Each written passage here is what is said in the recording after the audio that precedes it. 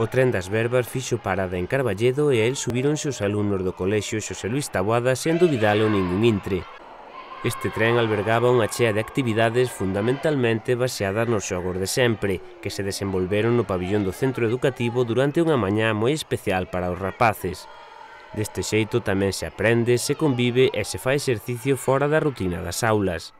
Esta iniciativa, impulsada polo Concello de Carballedo e a Deputación de Lugo, ten como finalidade a divulgación dos xogos tradicionais galegos e a súa transmisión ás novas xeracións.